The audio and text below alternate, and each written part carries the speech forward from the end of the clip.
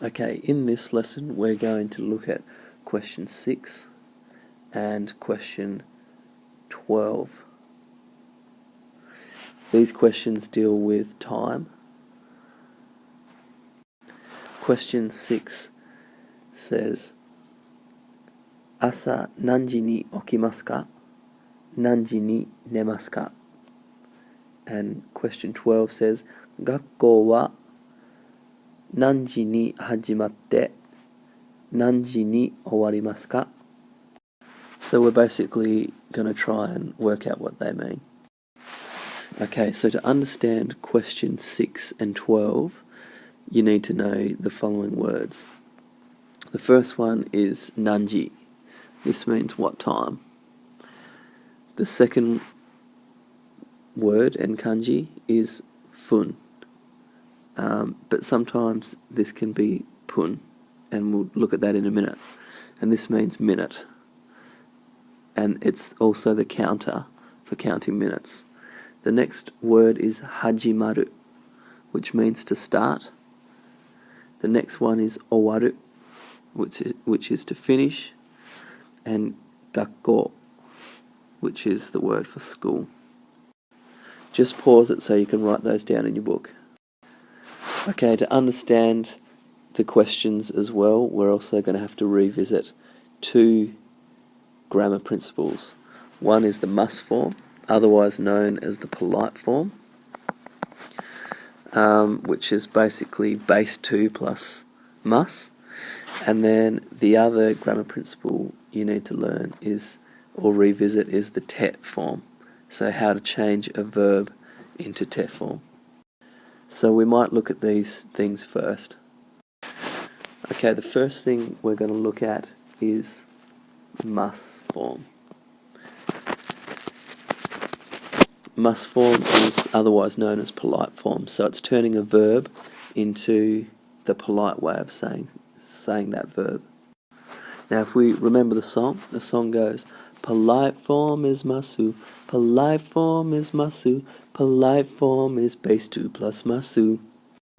Now I didn't warm my voice up very well, so that's why it didn't sound that good, but the principle still applies. Let's take one of the verbs that we were just dealing with, which was hajimaru. This means to start. Now, to change hajimaru into must form, what you have to do is put it into base 2 first. So base 2 is this one right here. Now, what it means to turn it into base 2 is that you're going to take the last character from hajimaru, which is ru, and you're going to cross that out and look for it up in the ending section here. So there is ru, and you're going to replace that ru with the base 2 form of that ending. So in other words, I'm going to take off the ru here, and I'm going to replace it with ri, and then add mas. So therefore, hajimaru becomes hajimarimasu. Hajimaru is the casual form, and hajimarimasu is the polite form. Now that last example was for a godan verb, but we also have verbs which are ichidans as well, and you do something slightly differently. All ichidans end with ERU or IRU. So one good example of that is the word taberu.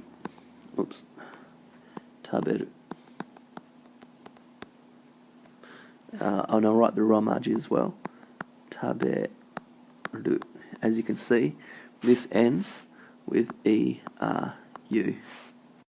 Ichidans are a lot simpler to change because you don't have to worry about putting it into base 2.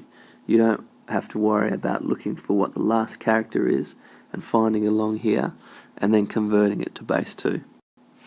All you have to do for ichidan verbs is you just cross out the last character. You just cross that last one out, and then you add mas. So taberu, to eat, becomes tabemasu. Alright, have a look at some of these words here. This verb here is to start, hajimaru. Owaru means to finish. Taberu means to eat. Suwaru means to sit. Tatsu means to stand. Miru means to look. And hanasu means to speak. Try having a go at putting all of these into must form. And just watch out for those ichidans, the ones that end in IRU and ERU. So just press pause and see if you can write them down in your books. Okay, now that you've unpaused it, I'm going to reveal the answers. Here they are.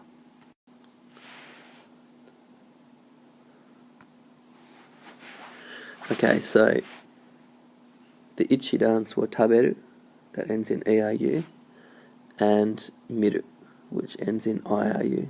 So just remember the ichidans. You don't have to change the ending. All you do is just take off the ending and add mas.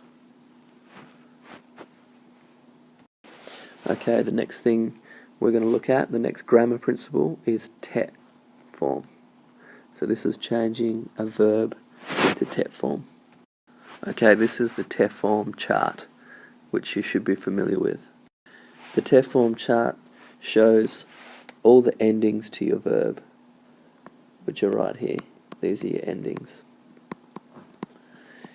If your ending ends with u, tsu, or ru, you take off that ending and you add te to it, and that's what changes it into te form. If your verbs end with bu, mu, or nu, you cross off those endings and give it the new ending nde. Then you just do the same for the others as well. Take, for example, the verb kau, that means to buy something. You can see here that this u has been taken off because here's the ending here, and it has changed to te form. You probably all remember the song that goes Utsuru de bumanum de kuite guite surushite kurukite ihiku ite. Notice we've also got these ichidan verbs again. So again, they're the ones that end with ERU and IRU. These ones are fairly easy to change into te form. All you do is you take the ru off the end of the ichidan verb and you just replace it with te. You probably don't need to do any practices of these because you've done this a fair bit, but just really study this table. Utsuru changes to te. Here's a couple of examples here and what they've changed into in te form. And just check out all of these ones.